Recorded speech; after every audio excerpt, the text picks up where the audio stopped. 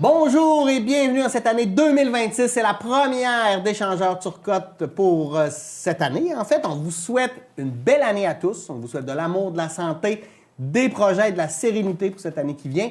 Et on va commencer ça en force aujourd'hui parce qu'on va parler de l'intelligence artificielle. Oui, on en entend parler. Maintenant, on va démystifier des affaires aujourd'hui. Absolument. Avec un spécialiste, M. Dominique Benoîneau. Bonjour, Dominique. Salut. Qui est médiateur numérique, on va apprendre qu'est-ce que c'est, chez Collab. Oui. On va commencer par parler de Collab. C'est quoi Collab, ça, dans la région? C'est où? Collab, on est un centre de recherche. On est basé à Alma, affilié au collège d'Alma, dans le fond. Oui, OK. Donc, on travaille, c'est Collab Innovation sociale et culture numérique. Donc, on travaille principalement deux axes, donc soit la compétence numérique, ça peut être chez les jeunes. Donc, on a une équipe, justement, qui va faire beaucoup de projets pour les écoles, d'ailleurs. Donc, et on a notre équipe on travaille plus la transformation numérique des entreprises. Okay. Et donc, par transformation numérique, l'intelligence artificielle, donc notre sujet du jour en fait partie. Donc, vraiment, on va travailler par projet, ça dépend toujours. Donc, c'est assez versatile. Donc, en ce moment, l'intelligence artificielle est vraiment un sujet de l'heure. Oui, parce qu'on a l'impression que tu parlais d'éducation. Puis, tu sais, des fois, on trouve, je ne sais pas si tu as des enfants, mais nos enfants font trop de tablettes, font trop ci, font trop ça, font trop d'écran. Puis en même temps, aujourd'hui, dans la réalité d'aujourd'hui, on a besoin de maîtriser un peu ces outils-là. Moi, je vois mon père qui a 80, où ça commence à être très difficile. Donc, c'est vraiment important collectivement de connaître puis de savoir utiliser ces outils-là. Effectivement. Puis c'est de s'y intéresser aussi. Donc, justement, pour ce qui est dans les écoles, par exemple, ils vont faire une tournée pour les STEAM. Donc, expliquer aux jeunes c'est quoi les sciences, les technologies, l'ingénierie, les mathématiques, pour les intéresser aux métiers du futur, parce qu'on s'en va beaucoup. On est là-dedans, puis on s'en va de plus en plus, justement, vers des métiers qui vont tourner autour des technologies. Donc, c'est important, très jeune, mais aussi pour les plus vieux aussi, de les éduquer là, à les bienfaits et qu'est-ce qui peut être fait là, avec ces technologies. Oui, puis tous les mandats éthiques aussi autour de ça, là, parce qu'avec la désinformation, l'intelligence artificielle, bref, on va les griffer et tout ça, on va sûrement revenir un peu là-dessus. Un médiateur numérique, c'est quoi? Ça sert à quoi? C'est quoi ton rôle exactement, toi? Mon rôle, là, c'est de faciliter la compréhension du numérique. Donc, on pourrait dire... Mettons, les connaissances puis les gens qui connaissent moins ça? Exactement. Ça? Donc, la médiation au niveau du numérique. De mon côté, mes tâches principales, c'est beaucoup de... Je fais des ateliers. Donc, je montais beaucoup des conférences, des ateliers, on peut appeler ça des workshops. Aussi, donc, au niveau, sur différents sujets, l'intelligence artificielle, je vais parler beaucoup. Donc, il y a un des sujets sur lesquels je m'intéresse beaucoup, mais aussi la sobriété numérique, donc tout l'aspect côté éthique, écologique du numérique et de l'intelligence artificielle.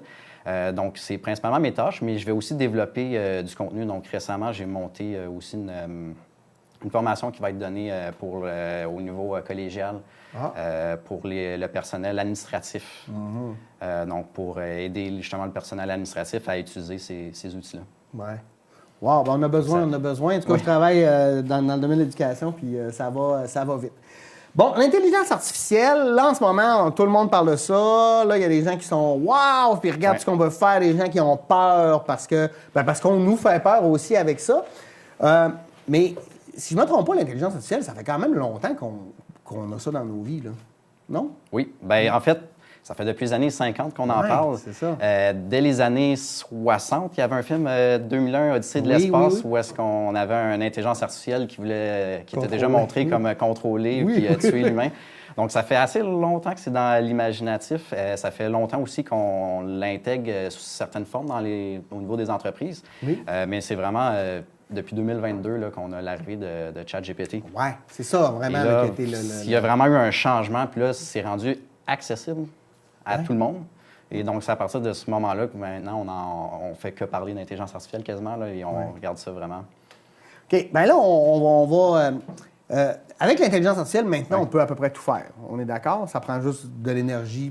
Ça dépend à quoi, là, mais ça s'en vient. Oui, tu sais, mais ça, toi, est-ce que ça te fait peur? Ou, tu sais, dans ta position, est-ce que tu aimes mieux comprendre et donc, le contrôler, ou tu trouves que ça va trop vite? Ou, tu sais, juste ta position personnelle, là? Bien, c'est sûr que ça va vraiment vite, oui. Ça, c'est vrai, parce qu'en ce moment, on va beaucoup plus vite que ce qu'on allait dans le passé. Ouais. Mais moi, je suis du genre plus optimiste, donc de voir les bienfaits. Puis on a tendance beaucoup à parler aussi des effets plus négatifs de ça, justement à cause de tous ces films-là, les Terminator qu'on a vus et tout ça. Donc, et on fait bien de s'est posé ces questions-là. Mais il y a vraiment beaucoup de bienfaits puis d'avancées qui vont permettre d'évoluer. Puis c'est ça que je trouve qui est intéressant de regarder. Là, on va commencer par ça. Nous, on est du monde positif. On va commencer par le positif cette année. Oui. Comment ça peut nous aider, l'intelligence artificielle? T'sais? Parce que, à quelque part, c'est magique, mais là, ma question est large. Comment ça peut nous aider sans nous rendre un peu idiots? Je t'explique. L'invention de la calculatrice, ça nous fait calculer beaucoup plus vite. Mais moi, ma soeur est comptable, elle n'est pas capable de compter sans pas sa calculatrice. Sans calculatrice. Parce qu'on devient un peu niaiseux, tu sais. Elle sait utiliser une calculatrice, mais je dirais qu'elle ne sait pas compter. Je sais pas si tu comprends. Fait que comment on peut amener ça dans nos vies de manière positive? Parce que moi aussi, je pense qu'il y a des applications positives, sans tomber un peu dans le piège là, que ça peut... soit de l'oisiveté ou de... Sans de l'oisiveté, mais tu sais, d'arrêter un peu d'être connecté avec la vie, là, le réel, en fait. Bien, il faut avoir un regard critique, dans le fond, voir vraiment quand est-ce que ça peut être utile et ne pas commencer à l'utiliser n'importe où, n'importe quand et de prendre la réponse pour de l'argent aussi. C'est ça. Donc, ça, c'est important de... faut voir ça, c'est un outil, dans le fond, l'intelligence artificielle. Puis là, si on parle d'intelligence artificielle, plus d'intelligence artificielle générative, ChatGPT, exactement. Où est-ce que ça va faire? C'est du traitement de texte, dans le fond. Donc, toujours aller regarder les réponses, toujours regarder qu'est-ce qui en sort et de voir est-ce qu'on a vraiment un bénéfice à ce niveau-là. Est-ce que c'est... Ben oui, non, mais c'est important. Je te dirais encore, aujourd'hui, c'est encore assez facile de voir quand tu utilises. En tout cas, dans les travaux scolaires, là, au niveau des sources, en fait, là, c'est un secret, là, mais les sources, c'est souvent très, très, très mal fait par ces intelligences-là, sauf que ça va s'améliorer. Non, mais il y a ça, là. Oui. Puis, pour l'autre côté, puis là, ça, c'est ma perception personnelle, mais à un moment donné, c'est une responsabilité personnelle aussi. Tu sais, je veux dire, si tu passes ton temps à tricher, si tu veux, pour accomplir des affaires, au bout du compte, tu n'es pas compétent. Je sais pas. Non, c'est ça. En tout cas, dans le cadre scolaire, là. Tu sais, moi, je suis beaucoup dans ce cadre-là. Là. Bien, dans le cadre scolaire, une façon que ça pourrait être utilisé, c'est pour aller justement s'aider à aller chercher des sources. Ouais. Donc, il faut pas prendre... d'un, ça fait des erreurs. Donc, on va parler d'hallucination, donc il va mal interpréter quelque chose. Des fois, le changement de l'anglais au français, ça peut arriver, ça peut avoir des problématiques. Mais c'est possible de lui demander sur quelle source tu te bases pour me répondre. Et là, d'aller vérifier ces sources-là. Donc ça serait une façon, justement, de... Après ça, sortir de l'intelligence artificielle et aller voir ces sources et utiliser ces sources-là comme... Là, on est d'accord. C'est un peu comme une bibliothèque. Tu vas chercher de l'info ou Wikipédia ou peu importe. C'est que tu vas chercher de l'info pour te faire une tête. Après ça, tu dois travailler avec ces infos-là, mais il faut valider. Est-ce qu'il n'y a pas un danger, justement, au niveau de la désinformation, quand on ne prend pas le temps de valider? Ou qu'à un moment donné, parce que je voyais une étude, je ne sais pas si tu as vu passer ça, là, mais il disait qu'un des plus grands dangers qui attend les sociétés dans les 10 à 20 prochaines années, c'est notre incapacité à démêler le vrai du faux. Quand même. Quand même. Mais là, toi, tu es là-dedans. Est-ce que tu penses que c'est exagéré ou... Non, bien, il y a beaucoup de faux qui apparaissent en ligne. Donc, des images truquées, des vidéos maintenant qu'on voit apparaître. Là, on ne sait plus qu'est-ce qui est vrai, qu'est-ce qui est faux. Puis c'est une problématique dont je n'ai pas la réponse, moi, personnellement, à qu'est-ce qu'on devrait faire pour ça. Il y a déjà des idées qui sont lancées là, par rapport à ça, par exemple, de mettre... pour la création, il faudrait absolument qu'il y ait que ce soit indiqué, que ce soit une intelligence artificielle. Mais après ça, il y a des moyens de contourner ça aussi. Donc, on dirait que c'est toujours dans l'être humain qui l'utilise et non pas dans l'outil. Bien, c'est ça. Puis on le voit même des fausses images qui sont partagées par des personnalités connues. Là. Pas plus tard, je pense que je voyais hier, c'est Elon Musk qui partageait une image comme qui est du Venezuela, donc de monde qui célébrait. Et ça s'est révélé être une image truquée, ça, par la suite. Ça, il ne le savait pas. Donc, c'est des choses, malheureusement, qui peuvent encore arriver. Oui, puis on dirait que dans le monde où tout va très, très vite, on a beaucoup moins de temps de valider ces informations-là. Moi, j'ai déjà fait partager, là. J'avais vu une vidéo d'un écureuil qui mangeait des chips épicés, puis je trouvais donc bien ça drôle. Puis après ça, j'en ai vu 50 différents. J'ai fait, OK, c'est pas vrai. Ça, c'est plus vrai. Mais le premier, j'y ai cru pour vrai. J'étais là, hey, mon Dieu, mais là, ça peut pas être un addon qui arrive aussi souvent, tu sais. Fait que, non, mais ça va devenir difficile au niveau des sources. Puis la question des droits d'auteur, comment on devrait traiter ça? Premièrement, les IA, en ce moment, présentement, on est comme un peu vers la ruée vers l'or. Donc, ces grosses compagnies-là américaines, eux autres, ne regardent pas tant l'aspect éthique pour l'instant. Donc, ils sont vraiment plus pour être le meilleur joueur. C'est qui va être le plus gros? C'est qui va dominer le marché en ce moment? Est-ce que ça va être OpenAI avec ChatGPT? Est-ce que ça va être Google avec Gemini, Microsoft, etc.? Ils ne sont pas vraiment là-dedans encore, mais il y a des choses qui sont faites quand même par rapport à ça là, pour développer un... Excuse-moi, c'était quoi l'aspect... Tu voulais savoir, c'était... En fait, c'est pour voir au niveau des droits d'auteur. Les droits d'auteur. Parce qu'on le voit, tu sais, là, j'ai vu une plateforme musicale où 100% de la musique était générée par l'IA. Non, mais tu sais, c'est quelque chose aussi à penser à nos artistes. Dans toute révolution industrielle ou informatique, toute révolution, en fait, je pense qu'il y a des jobs qui se perdent puis il y a des jobs qui se créent là-dedans. Mais là, au niveau des artistes, ça devient, je dirais pas épeurant. On pourrait quasiment leur faire un film d'animation au complet sans qu'il n'y ait aucun humain qui travaille, à part moi qui ai écrit 4 phrases pour donner une idée. Là. Je sais pas si... Ça vient effectivement, le but, c'est pas de remplacer l'humain non plus. On a quand même un côté artistique que la machine n'a pas. Une intelligence artificielle, ça prend des données passées, des données présentes pour te sortir quelque chose. Donc, il manque de créativité de ce côté-là. Ça va juste répéter qu'est-ce qui est fait, qu'est-ce qui a déjà été fait. Donc, c'est de ce côté-là où on va prendre un artiste. Qu'est-ce qui fait qu'un artiste est créatif ou c'est sa façon de se démarquer? Donc, je suis encore la place pour les artistes là, de ce côté-là. Ça, j'ai pas peur pour ça, parce qu'il y a vraiment un côté créatif que l'IA n'a pas. Par contre, ça peut emmener un autre niveau de créativité, qui est la personne qui n'était peut-être pas un chanteur, qui n'était peut-être pas un guitariste, mais lui peut avoir une idée. Une idée qu'il n'était pas en mesure de pouvoir faire avant. Et grâce à cette IA-là, ça peut lui faire peut-être un premier brouillon, ça peut l'aider à amener son idée. Donc, on va avoir toute une panoplie de nouveaux créatifs qui vont arriver et qui vont savoir comment utiliser ces outils-là pour créer quelque chose de nouveau. Là, mais c'est vrai, au niveau de la musique, c'est déjà ça. Dans le sens, dans les années 70, il n'y avait pas d'ordinateur. Aujourd'hui, il y en a qui n'ont que des ordinateurs pour faire de la musique. T'sais. La créativité, elle se transforme. C'est ça, exactement. C'est une belle manière de le voir. Avant, il fallait un studio, il fallait une bobine. Pour être capable de s'enregistrer, c'était 20 000 je pense, la bobine. Au moins. La console de son était 200 000 C'est pas tout le monde qui peut se permettre, justement, de pouvoir enregistrer comme ça. L'arrivée de l'ordinateur a permis l'arrivée de plein de nouveaux artistes en ligne. Et l'arrivée de l'intelligence artificielle va emmener plein de nouvelles créativités aussi de cette façon-là. Il faut faire, par contre, attention, ça serait sur les données sur lesquelles elles sont entraînées. Parce qu'encore une fois, c'est basé sur des données passées, donc sur des données qui sont existantes, qui sont disponibles en ligne. Donc, il faut se poser comme question, est-ce que c'est éthique d'aller se baser sur les données qu'un artiste a déjà créées? Oui, c'est ça. Il y a il y a des plateformes qui vont se pencher là-dessus, justement, qui vont créer des partenariats avec des artistes ou avec des regroupements pour avoir la permission d'aller se baser sur les artistes de cette entreprise-là. Même chose pour les articles. Comme je pense que c'est justement ChatGPT se base beaucoup sur des données, sur des articles de presse, etc. Donc, ils sont présentement poursuivis pour avoir pris des données dont ils n'avaient pas de droit d'auteur.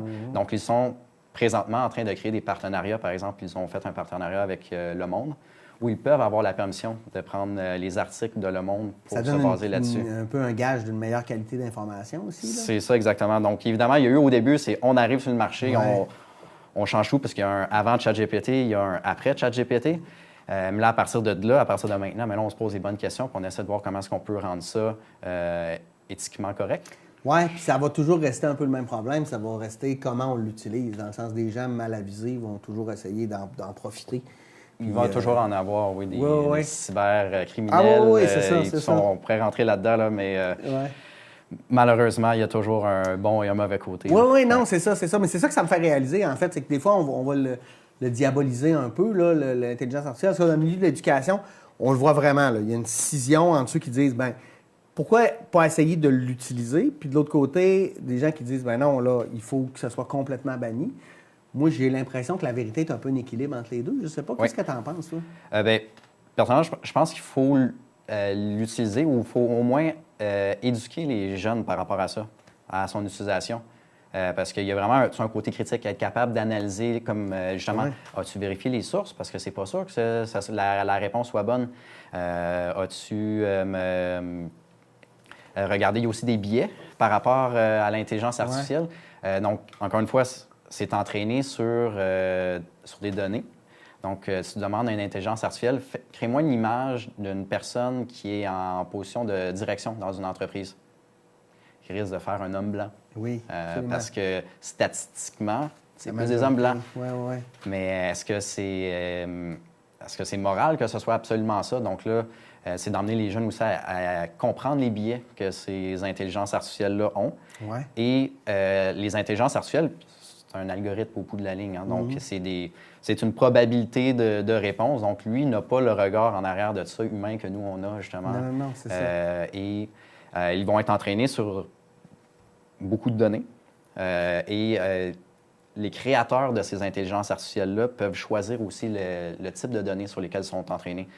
Je reprends ChatGPT, c'est entraîné, par exemple, on a le monde, on a les données qui sont disponibles gratuitement sur les réseaux sociaux, sur Google, par exemple. Donc, c'est entraîné sur une masse de données comme ça, ce qui lui donne une façon de penser.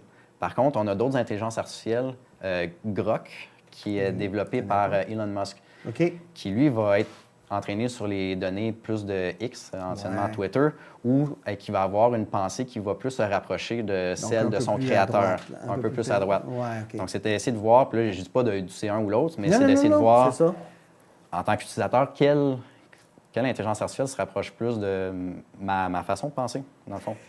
Tu sais, je comprends ce que tu me dis, puis je l'entends bien, mais tu sais, pour valider des sources, pour se poser les bonnes questions, pour relire, s'assurer que au-delà du gros titre puis de la photo qui va sortir, je prends le temps d'analyser puis de comprendre si ça a du sens ou pas, ça prend quand même des outils sociaux. Là. Tu sais, dans une région comme chez nous, on atteint plus de 40 d'analphabètes fonctionnels. Pour ces gens-là qui sont peut-être faciles à piéger, puis c'est pas un reproche là, dans le sens où on a les outils qu'on a dans la vie, comment on pourrait les... Y a-t-il des trucs pour aider à reconnaître ou à se poser les bonnes questions, mettons, là, quand on fait face à de l'information? Tu sais, comme toi, mettons, il arrive quelque chose. Probablement que ton réflexe, ça va être de faire « tu verras ou pas », mais tu dois avoir des outils pour essayer de voir. Tu sais, comment tu vas procéder, toi, pour valider que... Là, on sort de l'intelligence artificielle, point, là, mais sur les réseaux sociaux, il peut y avoir beaucoup de désinformation qui se propage. Donc, c'est toujours de prendre un pas de recul. Est-ce que cette information-là... malheureusement, c'est de plus en plus difficile à déceler. Oui. Puis des fois, je ne sais pas si tu vas être d'accord avec moi, mais j'ai l'impression que quand une information vient contredire ce qu'on pense, on va être le premier à faire des recherches, à contredire, à essayer de trouver un argumentaire. Mais quand une information vient valider ce qu'on pense, regarde, c'est ça. Tu sais, on va moins se poser la question quand ça devrait peut-être être l'inverse qu'on fait, je ne sais pas. Oui. Il existe des outils en ligne de détection, voir si c'est une intelligence artificielle ou si c'est une fausse... une forme de... C'est une fausse nouvelle. J'ai pas les titres exactement. Puis souvent, les personnes sur les réseaux sociaux peuvent signaler aussi que c'est une fausse nouvelle ou que cette image a été créée par l'intelligence artificielle, des choses comme ça.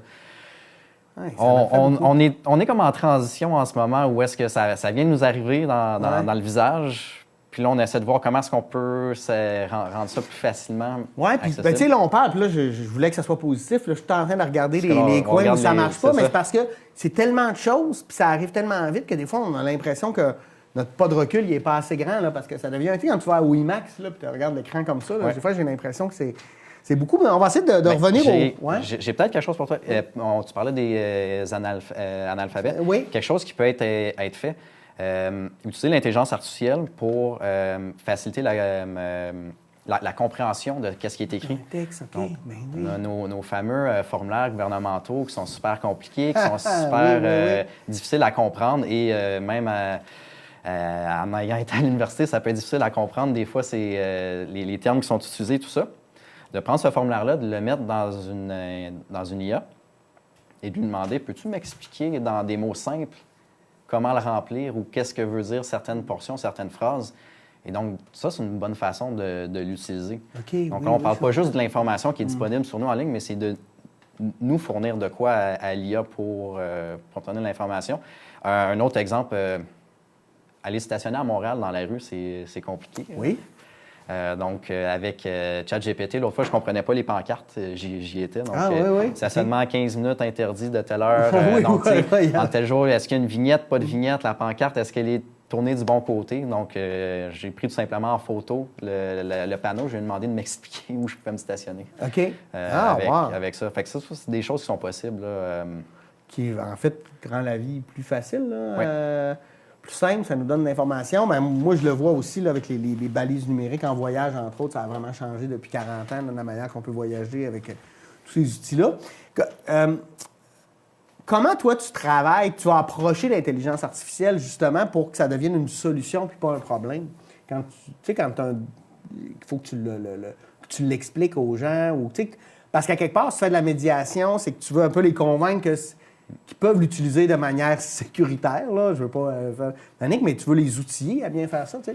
Comment tu fais pour faire adhérer les gens à diminuer leurs craintes, en fait? Là? Diminuer les craintes? Premièrement, c'est de l'essayer. Tout simplement, de commencer à le tester, parce que c'est facile d'avoir des craintes si on ne l'a pas encore testé.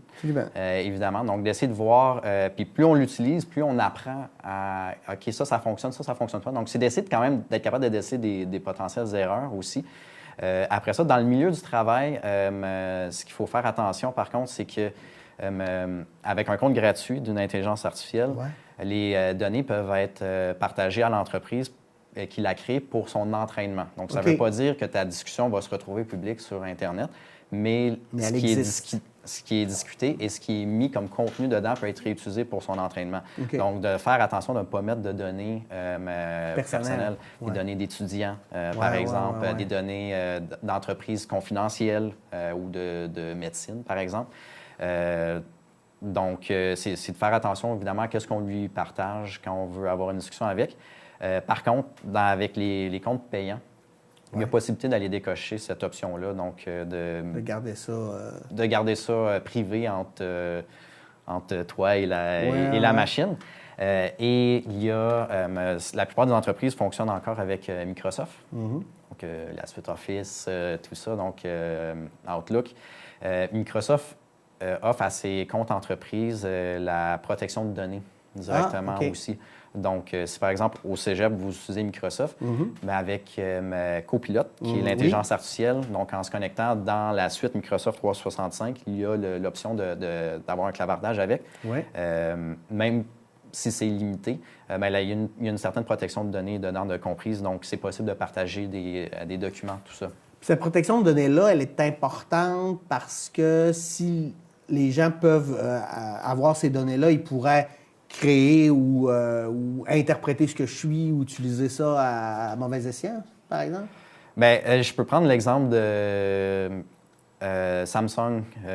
Samsung, quand ChatGPT est arrivé en 2022, donc tout de suite, les ingénieurs ont commencé à créer, essayer de l'utiliser pour voir comment est-ce que ça pouvait les aider, les ingénieurs informatiques, pour la création d'un nouvel appareil, peu importe l'appareil. Et ils ont rentré des lignes de code, dans le fond, dans l'outil. Donc, des lignes de code qui appartenaient à l'entreprise. Et ces lignes de code-là, mais après ça, ont été réutilisées pour entraîner l'intelligence artificielle et donc se retrouvaient disponibles à d'autres personnes qui utilisaient l'IA. Donc, essayer de voir comment est-ce que ça s'est rendu disponible, tout ça. Mais c'est un exemple, justement, de ce qu'il faut faire attention à ce qu'on lui met dans le compte gratuit, là.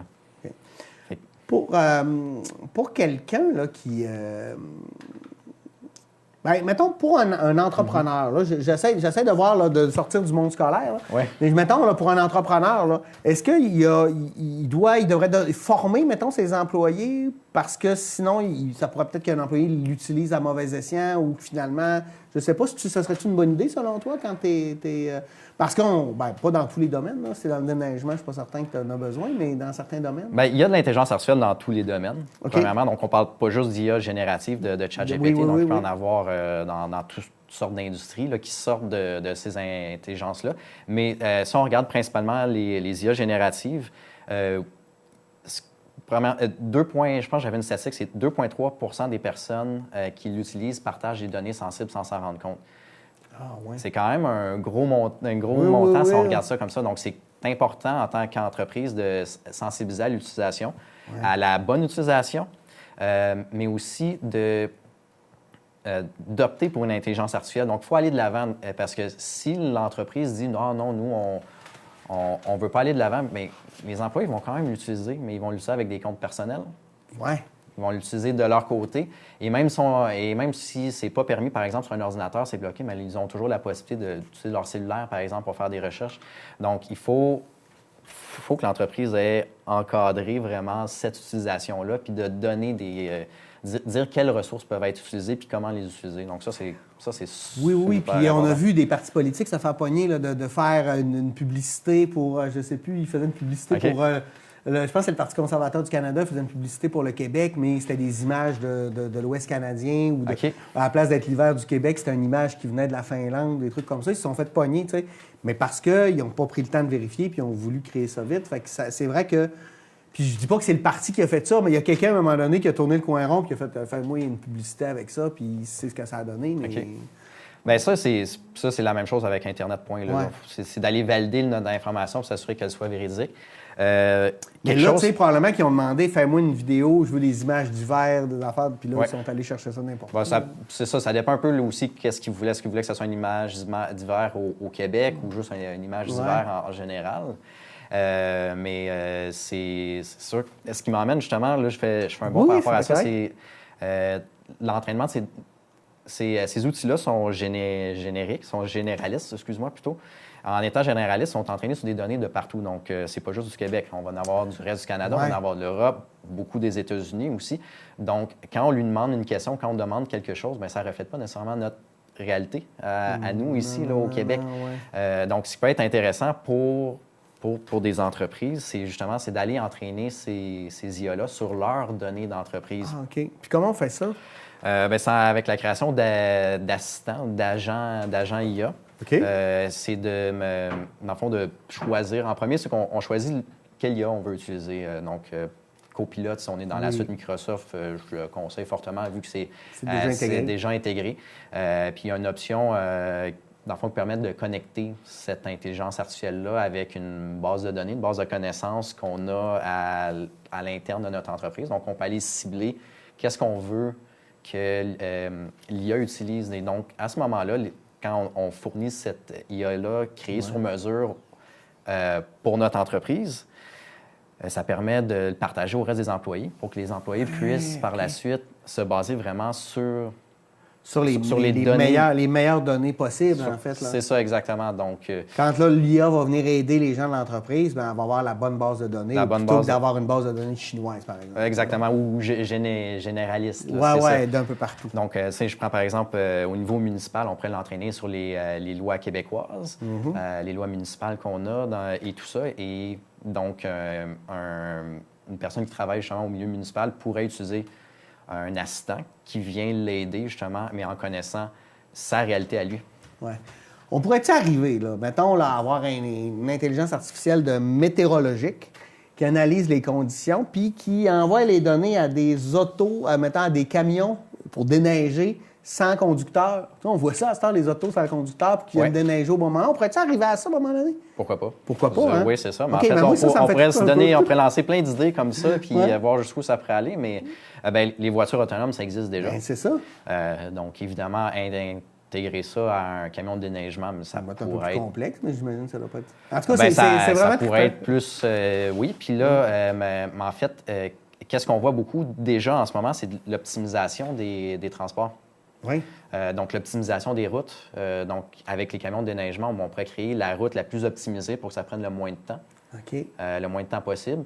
Même chose pour les camions de transport pour la marchandise. Donc, quand on a plein de clients, mais là, automatiquement, la machine passe chez tel client, prévoit... Part à telle heure plutôt qu'à telle heure, tu vas gagner 2 heures. Exactement. Okay. Et donc, tout ça, il pourrait faire une optimisation. Donc, c'est des bons exemples de comment on peut améliorer, en fait, notre travail avec l'intelligence artificielle. Hey, je t'arrête. Yes. On est déjà à la demi-heure. Ça passe vite, je te l'avais dit. Hein? Hey, merci d'être là. Mais restez avec nous, on revient dans un petit 5 minutes, on prend une petite pause et on revient, on parle d'intelligence artificielle et c'est vraiment, vraiment très, très, très, je dirais pas intéressant, mais je découvre beaucoup de choses. Merci, à tout de suite.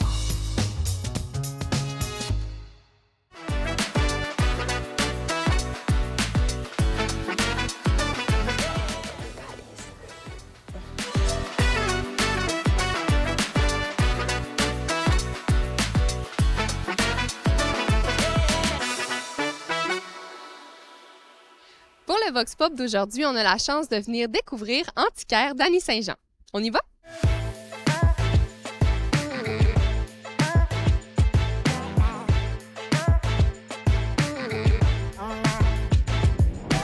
Ça fait combien de temps que vous êtes établi? Ici, ça va faire 17 ans cet été. Quand même! Mais ça fait presque 40 ans que je fais ça. À temps partiel au début, maintenant à temps plein. J'ai été un petit bout de temps à Mistassini, OK. un petit bout de temps à Dolbeau, un petit bout de temps à Saint-Félicien. Oh, puis là, ben, maintenant, vous êtes ici depuis 17 ans. C'est bien ça. Aujourd'hui, c'est plus des objets de collection, des objets qui sont décoratifs Où est-ce que vous trouvez toutes ces choses? dans les fermetures de maisons, les successions. Mon vrai plaisir, c'est de le trouver, de l'acheter. Quand qu'après ça, je l'ai acheté, je l'ai nettoyé, je l'ai étiqueté, je l'ai annoncé, la flamme descend un peu. Ça me fait penser à Indiana Jones, je sais pas pourquoi. Ouais. Vous êtes comme un Indiana Jones, mais Quasiment. version ici. Parce que, tu sais, il y a 1 million de trucs, mais je suis pas vraiment en amour avec... oui, je suis en amour avec... Il y a des trucs que je vends pas, là, parce que pour C'est X une raisons, trouvaille. là. Ah, c'est vraiment intéressant. J'ai hâte de découvrir tout ça. Fait que, on part à la découverte. Pourquoi pas? Cool! Bon, ben là, je suis comme par où qu'on commence?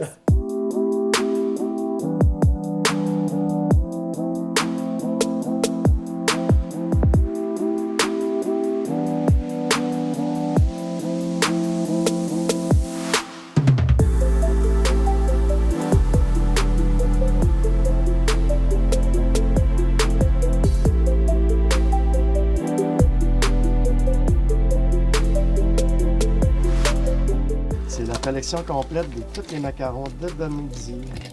Ah, Tous les sports sont représentés sur chaque macaron. Et ça, c'est local ici, Dolbeau. aïe, aïe, hein?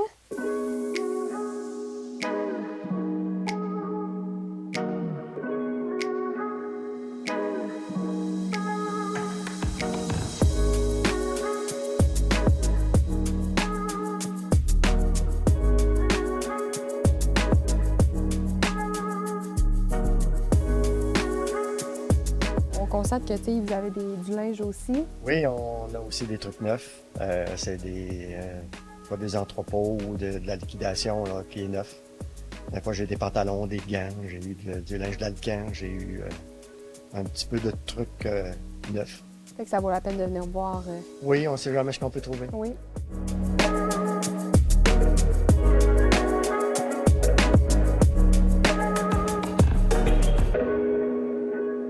Je pense qu'on peut vous retrouver sur Facebook. Oui, bien sûr. Sur le nom de Dany Saint-Jean, Antiquaire. Fait que ça, vous mettez vos nouveautés sur Facebook, puis on est capable de ça de venir se les procurer en magasin. Exactement. Oui. Et merci beaucoup pour la visite, de nous avoir fait découvrir des antiquités. Ça me fait plaisir. On a adoré. Merci. Merci.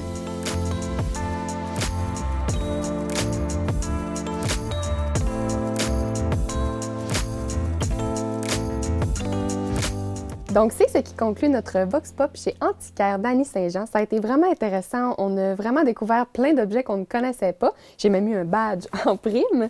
Donc, on se revoit bientôt pour un prochain Vox Pop.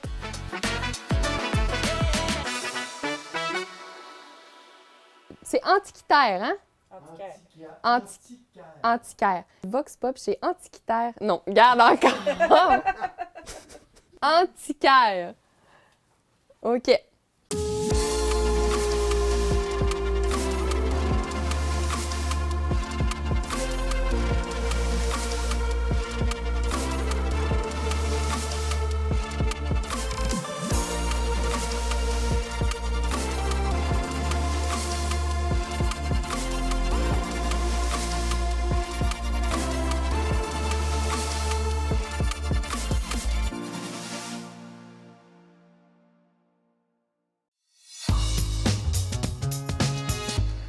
On est de retour. Merci d'être encore là. Je vous rappelle qu'en ce début de saison 2026, on parle d'intelligence artificielle avec Dominique Benoîneau, qui est médiateur numérique chez Collab. On en a parlé, on a énuméré certains bienfaits pour avoir l'intelligence artificielle, mais je pense qu'on ne réalise pas comment ça pourrait nous aider au quotidien, l'intelligence artificielle, sur des affaires des fois banales. Oui. Je ne sais pas, as-tu des exemples, des choses qui par exemple, à la maison, ça pourrait être, plus justement, on parlait de quelle façon on pourrait commencer à l'utiliser. Une des premières étapes, ça serait de voir, demandez-lui, bon, j'ai dans mon frigo, dans mon frigidaire, j'ai tel et tel ingrédient. Peux-tu m'aider à trouver des recettes avec ces ingrédients-là? Donc, ça serait une façon. Donc, il pourrait lui-même essayer de créer des recettes. Ça pourrait peut-être éventuellement être une mauvaise recette, là, mais de lui donner, donc de lui dire qu'est-ce qu'on a dans le frigo, puis là, il pourrait éventuellement même donner des recettes qui sont disponibles en ligne. Donc, dire, peux-tu me donner avec tel et tel ingrédient sur le site de Ricardo, qu'est-ce que tu me conseillerais qui serait disponible? Et là, il pourrait sortir 2-3 recettes avec ça. Donc, ça serait une possibilité, là, justement. Oui. Ah oui, c'est vrai. Ou de faire, je sais pas moi, t'as une famille puis tu veux faire un horaire de tâches pour la semaine, tu mets les tâches avec du temps puis les horaires du monde puis dispatcher, je sais pas, c'est le genre d'affaires que... De créer un horaire, oui, ça serait possible, effectivement. J'ai, avec mon neveu, dans le fond, j'ai créé un petit livre dont il est le héros avec ça. Donc, je lui ai dit, bon... tu veux ton héros. Donc, j'ai dit à l'intelligence artificielle, elle écrit une histoire pour un enfant, je pense qu'il avait 5 ans. OK. Puis là, avec lui, je dis, OK, tu veux que ton héros, c'est quoi son nom? Il me donnait son nom. OK, c'est-tu un animal? C'est-tu un humain? Il me dit, c'est un chien. OK. Puis là, par la suite, d'essayer de voir avec lui, et qu'est-ce que tu veux qu'il fasse comme aventure? Donc, il visait, là, à cette époque-là, il aimait beaucoup, il tripait sur les planètes. Donc, je veux qu'il voyage dans l'espace. Donc là, ChatGPT a créé une petite histoire que j'ai pu lui raconter là, pour ça. Fait que ça, c'est une autre façon qu'on peut l'utiliser de façon ludique, c'est ça. Ou récemment, on peut aussi l'utiliser. Ça peut être un premier avis avant de voir un expert. J'avais un problème de tuyauterie, justement, chez moi. Puis, je suis pas plombier, j'avais aucune idée comment régler ça. Donc, j'ai expliqué ma problématique à l'intelligence artificielle. Celle-ci m'a reposé des questions par la suite pour être capable de mieux cerner ma problématique. Puis, il m'est arrivé avec plusieurs potentielles solutions. OK. Donc, là, je me suis dit, bon, la première, ça, je peux le voir, je peux le tester. Ça s'est avéré à ne pas être ça.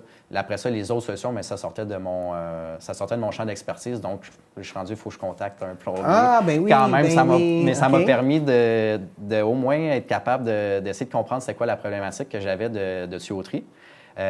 D'essayer de voir si je pouvais le régler moi-même. Et par la suite, ça me donne quand même les mots pour être capable d'en parler avec l'expert. Ouais. Ça, c'est quelque chose qui peut être pratique pour d'autres domaines aussi. Donc, d'aller chercher les bons mots pour être capable de parler avec son médecin, avec un plombier. Mais médecin, il faut faire attention. Il ne faudrait pas qu'il y ait ouais. des diagnostics de ChatGPT sur des maladies. Non, bien là, c'est sûr, faut faire attention à ça. Mais je pense que j'ai écouté un balado justement avec un médecin qui disait un des bienfaits de ça, c'est que ça permet aux gens d'arriver pour leur parler, mais d'être capable de mettre des mots sur leurs problématiques parce qu'on ne sait pas, justement, au lieu de dire j'ai mal à tel endroit, c'est arrivé de dire d'être capable de, justement, de mettre les bons mots là-dessus. Donc, ça pourrait venir faciliter la discussion avec l'expert de cette façon-là. Wow. Puis tout ça, là, ces intelligences artificielles-là, c'est encodé. C'est un système de probabilité, en fait. Comment ça fonctionne? Ça accumule des données? Comment ça fonctionne techniquement? Si on prend, par exemple, c'est des systèmes informatiques. L'intelligence artificielle, c'est quoi? C'est un système informatique. OK. Il y a plusieurs types d'intelligence artificielle qui veut principalement imiter ou qu'est-ce qu'un humain peut faire. OK. Donc, on a des systèmes de reconnaissance visuelle donc, qui vont imiter la façon qu'on voit. Il y en a, on parlait d'outils de musique, donc ils vont reconnaître l'audio. L'audio, ouais. Et on a aussi les nouvelles IA, donc les IA génératives, donc qui vont générer du nouveau contenu à partir de sur quoi ils ont été bâtis. Donc, est-ce que ça a été sur des images, sur des vidéos ou sur du texte? Okay. Et donc, dans ce cas-là, pour les IA génératives de type ChatGPT, On va vraiment parler, donc c'est basé, donc c'est construit sur une banque de données texte immense, on pourrait dire. Là. Donc, Tout ce qui a été écrit. C'est ça, là. tout ce qui a été écrit. Et son but, c'est d'aller imiter notre façon d'écrire par la suite. OK. Donc, imiter on pourrait même lui demander d'avoir un accent québécois, puis il serait capable à cause qu'il est basé sur il peut se baser sur des données au Québec. OK. Et c'est un système de probabilité.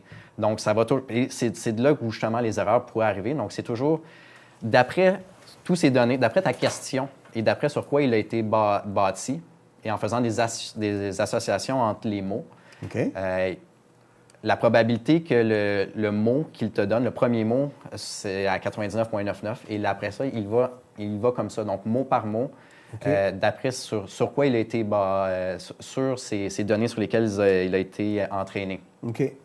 Et donc, c'est de ce côté-là où, justement, quand c'est un système de probabilité, ça ne veut pas dire que c'est 100 tout le temps. Ben non. Donc, c'est Ouais, là ouais. où on appelle ça des hallucinations. Donc, c'est quand l'intelligence artificielle donne une mauvaise information et qu'il est sûr de sa réponse, par contre. Donc, il y a toujours ça un peu aussi qu'il faut faire attention. Donc, il va dire, ah oui, voici la réponse, mais il faut garder un regard critique, il faut garder faut qu'on évalue, qu'on regarde ces réponses-là. Oui, oui, c'est ça. Puis dans un monde où l'opinion devient, pour certains, deviennent des vérités, il faut être capable de naviguer là-dedans, là. Assez... C'est ça. Oui, oui, oui. Il y a des gens, bien, ça, je pense qu'à chaque révolution dans le monde du travail, il y a des gens qui ont cette peur-là, des fois avec raison, des fois à tort. L'intelligence artificielle ne veut pas ce qu'on voit, mais l'informatique en général, c'est que ça transforme complètement nos sociétés.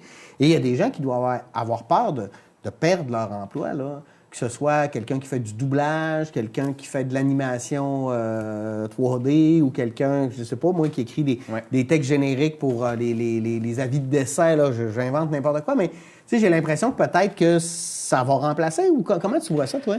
En fait, l'IA va venir impacter fortement le milieu de l'emploi à presque tous les niveaux. Mm-hmm. Mais impacter ne veut pas dire nécessairement remplacer non plus. Donc, ça va Ça ne venir... veut pas dire que c'est négatif. Non, c'est ça. Ça va venir modifier nos façons de travailler beaucoup. OK. Et ça, c'est dans tous les domaines. Donc, il faut apprendre à l'utiliser dans son métier pour être capable d'augmenter potentiellement sa productivité et donc de devenir meilleur, de devenir plus performant aussi. Donc ça, c'est une chose. Donc, si on prend par exemple le milieu de l'enseignement. Oui. Le milieu de l'enseignement, c'est un milieu qui peut être facilement impacté par l'intelligence artificielle, Absolument. mais ne va pas venir remplacer l'humain.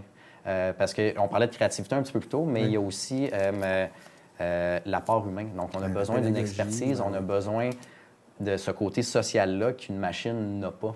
Oui, oui. Donc, l'IA va venir accompagner, va venir outiller les enseignants, va venir outiller les infirmières, les médecins même. Mais cet apport-là humain va rester, est essentiel. Il y a d'autres types de métiers qui vont être moins impactés, comme on parlait de plombier, électricien, où le type métier est tellement complexe qu'on ne le voit pas tout de suite que l'intelligence artificielle va être capable de venir impacter ces métiers-là. Même si on te l'explique, tu n'es peut-être pas capable de le faire pareil. Là. Non, on va m'expliquer comment changer un moteur, je ne serai pas capable. Là. Et c'est différent après ça. Si on passe, je reprends le plombier, là, on passe d'une maison à une autre, c'est différent d'une place à l'autre. Ouais. Et donc, l'IA qui, elle, est habituée à être entraînée puis de faire tout le temps la même chose, parce qu'on s'entend que c'est assez répétitif, ne saura pas comment rentrer dans un nouvel environnement. Ouais. Je pense que dans l'enseignement, en ce moment, la part, c'est pas de se faire remplacer autant que ça donne des outils, beaucoup d'outils aux étudiants pour tricher. On a même des étudiants qui m'ont confié que quand ils demandent à l'IA de faire un texte, ils demandent de lui faire avec des fautes de français. Non, parce qu'on va dire aujourd'hui, un texte de 10 pages qui n'a aucune faute, là, c'est rare. Ouais. Non, mais tu comprends? Fait on est en train de l'entraîner à être capable de ne pas être parfait parce que c'est ça qu'on veut. Là. C'est quand même troublant un peu. Bien, il faut voir... là, on parle du domaine de l'enseignement. De l'enseignement. Ouais. C'est de mettre des balises sur les travaux. Donc, c'est de dire, oui, les étudiants vont l'utiliser. Donc, après ça, de les emmener... Si c'est un travail qui doit être fait à la maison, ou par exemple, on veut qu'il y ait un travail de 10 pages, 15 pages sur un tel sujet, c'est de peut-être l'autoriser, mais qu'ils doivent identifier après ça, comment est-ce qu'ils ont utilisé, puis le regard critique aussi, potentiellement rajouter une portion de dire s'il y a eu des erreurs aussi, que l'intelligence artificielle, d'être capable de les déceler, ces erreurs-là, et de s'assurer qu'ils vont toujours aller chercher les sources aussi. Ouais. Ben, puis ça amène à un autre type d'esprit critique, en fait. Puis, tu sais, on revient beaucoup aux examens papier. Ouais. Mais moi, je trouve ça positif. Je trouve pas ça Ben, nécessairement c'est négatif, tu sais. Parce que, ben c'est ça. Puis, l'autre affaire aussi, c'est qu'un étudiant qui veut passer sa scolarité en trichant, à un moment donné, c'est lui aussi qui a été responsable de ses compétences, là. Mais c'est ça, mais puis au bout de la ligne, sachant qu'il va l'utiliser, absolument, ben, qu'il va l'utiliser à la Donc, il y a maison, des bonnes chances. ben, le travail à faire, l'examen est peut-être à faire en classe à ce C'est ça, c'est moment-là. à nous à réfléchir autrement en aval. C'est Pas ça. attendre de recevoir le travail puis dire, hey, c'est l'intelligence artificielle, nous, il faut le penser en avant. Exactement. Ouais, Donc, si ouais. c'est un travail à la maison, Ouais. on l'autorise. Si on l'autorise, de quelle façon? Puis qu'est-ce qu'on veut qu'il retire de ça aussi? Oui, je comprends. Fait que, on est là-dedans, là, en ce moment. Ah, c'est super. Faut y penser. Là, il y a des gens qui nous écoutent, qui, eux, c'est peut-être leur première incursion. Là. C'est peut-être la première fois qu'on leur parle sérieusement de ça ou de manière cohérente parce qu'on entend tout le temps parler, mais on ne sait pas tout le temps ce que ça veut dire. Mais quelqu'un qui veut commencer à exploiter ça, ça serait quoi les premières étapes? Y a-t-il des intelligences artificielles plus, je sais pas, conviviales, plus faciles ou qui vont nous permettre un peu de maîtriser l'outil sans se faire maîtriser par l'outil? Là? Je sais pas si ma question est claire. Ben, par exemple, à la maison? Ou Oui, juste à la maison, pas ou genre au travail. Je sens qu'il n'y a pas beaucoup d'ouverture là-dedans, mais moi, j'ai le goût peut-être de faire avancer ça dans mon travail, tu sais, pour convaincre les gens. Par où on commence, en fait? Bien, premièrement, au niveau personnel, ces IA-là offrent des versions gratuites. Donc, allez OK. en essayer un. Peu importe, puis si tu n'aimes pas, tu en essayes un autre. Exactement. C'est de les essayer puis d'essayer de dire, ah, mais moi, j'aime mieux tel outil, tandis que un autre va préférer un autre outil. Fait que c'est de se mettre la main à la pâte, là, on pourrait dire. C'est Faire des tests. la meilleure idée que je pourrais donner. Pour l'entreprise, par contre, c'est d'aller déceler, d'aller cerner l'IA qu'on souhaite autoriser à nos employés. Ouais. On comment revient on fait un petit peu, Ouais, c'est ça. on en parlait un peu plus tôt. Ouais. Ben, premièrement, est-ce qu'on va aller avec ChatGPT? À ce moment-là, il faut un compte entreprise payant pour tout le monde. OK. Si on est avec Microsoft, ben là, il y a une version gratuite qui serait déjà potentiellement utilisable par les employés. Si on est avec Google, ben, ça pourrait être Gemini. Ouais. Ils sont toutes équivalentes, selon toi? Ou... Oui. OK. Où est-ce qu'il va quand même avoir des gagnants au bout de la ligne? Les deux qui ressortent le plus en ce moment, c'est Gemini de Google, OK. parce que Google ont accès à pas mal toute la donnée qui est disponible en ligne. Donc, oui. ce qui plus de données et plus de données structurées aussi peuvent faire en sorte qu'ils vont avoir une meilleure intelligence artificielle. Donc, en ce moment, ils sont en train de se démarquer. ChatGPT, le premier arrivé qui est encore très, très performant. Copilot de Microsoft utilise ChatGPT comme outil en arrière. Ah, OK. Mais très pratique si on utilise Microsoft 365, là, justement, en entreprise. Oui, parce que c'est intégré. Après ça, il y en a d'autres. On a Anthropic qui développe Claude, qui, eux, ont vraiment un regard plus éthique en arrière de ça. Donc, ça peut être un très bon outil à tester pour commencer, justement, parce qu'ils ont vraiment une approche vraiment universitaire, on pourrait dire. Là, c'est vraiment d'avoir l'approche la plus éthique possible avec leur intelligence artificielle. OK. Donc, c'est de les tester. Puis toi, mettons, là, il faut que tu t'intéresses à ça parce que moi, comme enseignant en sciences politiques, ma matière, elle change à tous les jours parce que l'actualité change. Mais toi, ça va être un peu la même affaire. Ça va tellement vite que ça change. Qu'est-ce que tu surveilles?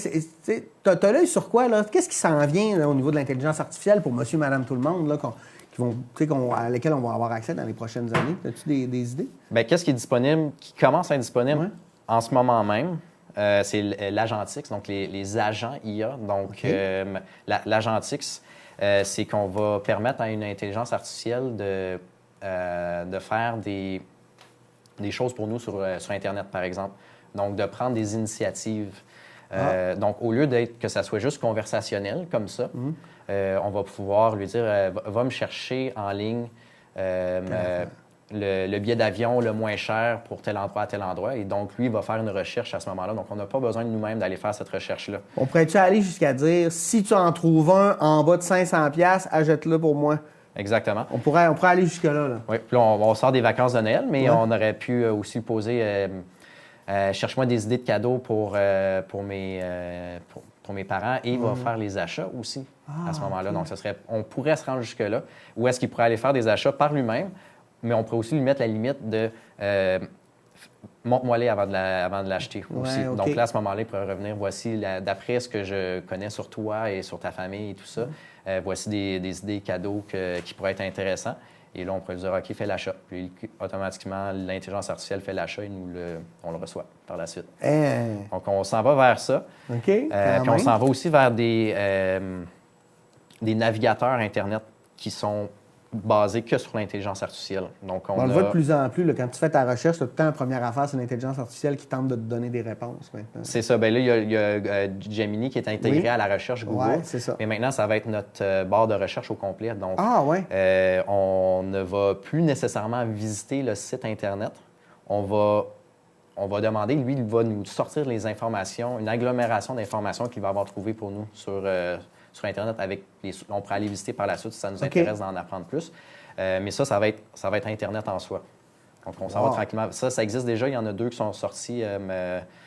Il y a Atlas et Comet. Okay. On est dans les noms de navigation. Puis les autos intelligentes, est-ce que ça, on va voir ça plus ou c'est un peu une lubie tu sais, ici, avec les températures et l'état des routes? Bon, au Québec, ça à voir. C'est sûr que... Aux États-Unis, c'est déjà bien ancré partout. Partout, je veux dire. Les grandes villes, surtout. En Californie. Las Vegas aussi. Il y a donc beaucoup de taxis maintenant qui sont autonomes. Quelque chose qu'on devrait voir apparaître aussi, c'est les robots humanoïdes qui s'en viennent. Donc, ils sont pas encore tout à fait au point, mais ça va être des robots qui vont pouvoir venir accompagner dans les maisons, par exemple. Oui. Donc, faire la vaisselle à notre place, plier notre linge. On a déjà le robot balayeuse. Ben oui, c'est ça. On a un robot balayeuse. Fait qu'on va avoir des robots qui vont venir s'occuper du reste du ménage. C'est drôle. Et là, toi, sur quoi qu'est-ce qui s'en vient pour toi? Sur quoi tu travailles là, pour les prochains mois? Qu'est-ce qui s'en vient pour Colab? Qu'est-ce qui s'en vient pour Colab? On fait de l'accompagnement, dans le fond, d'entreprises.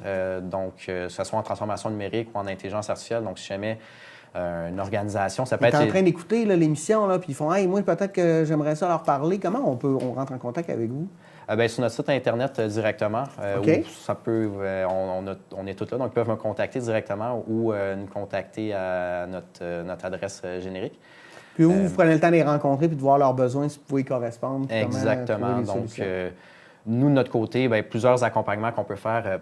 De mon côté, je peux venir faire des ateliers sur l'intelligence artificielle, démystifier l'intelligence artificielle, des formations à l'interne. Milieu de travail ou... Exactement. Donc, soit en milieu de travail ou ça peut être une agglomération. Donc, par exemple, lors d'un événement, ça peut être disponible aussi. Genre, par exemple, au cégep, on organise une journée des technologies. On pourrait te faire venir pour que tu donnes une conférence aux étudiants. Exactement. Parfait. Ça pourrait être pour les étudiants, pour le personnel enseignant aussi. Oui. Donc, on fait toutes sortes d'ateliers comme ça qu'on vient toujours aussi peaufiner. On a aussi on fait des diagnostics donc, de transformation numérique. Donc, si jamais les entreprises veulent innover, mais ne savent pas par où commencer, évidemment, c'est parce que c'est le numérique. Quand ça fait plein d'années que tu fais les affaires de la même manière, tu ne vois pas trop comment faire cette transition-là. Exactement. Donc, avoir un œil extérieur, mais aussi d'avoir une expertise là-dedans. Donc, on a développé justement un logiciel qui permet de venir faire un diagnostic et un plan d'action pour les entreprises. On fait de l'accompagnement sur mesure. En fait, n'importe quelle idée que le monde peut avoir, contactez-nous. Nous, on regarde voir qu'est-ce qu'on peut faire. C'est la faisabilité de tout ça. Exactement. Puis, en tant que centre de recherche aussi, on veut avoir un regard neutre. Donc, on ne vend pas de solution. Donc, on ne vend pas un CRM, on ne vend pas un logiciel quelconque. Donc, ce qui est intéressant, justement, venir nous parler, c'est qu'on va vraiment regarder c'est quoi vos enjeux, c'est quoi vos problématiques, l'aspect humain en arrière de ça, parce que c'est notre force. On est en innovation sociale au Collab, donc de garder l'humain au centre de ça et non le remplacer. Et par la suite, on va même on peut aller jusqu'à la recommandation de plusieurs outils qui pourraient venir ou d'entreprises qui pourraient accompagner pour certaines portions plus spécifiques, par exemple. C'est ce qu'on fait là au Collab. Hey, merci Dominique Benoît-Nault. C'est déjà terminé. Ça fut très, très, très instructif. On va clairement te faire revenir à tous les années, juste pour voir l'évolution d'une année à l'autre, jusqu'où on est rendu. On se reparle dans un an d'abord. Parfait. Merci beaucoup. Merci aussi beaucoup à vous de continuer à nous suivre en cette année 2026. Nous, on se dit à la semaine prochaine pour une nouvelle édition d'Échangeurs Turcotte. Bonne semaine.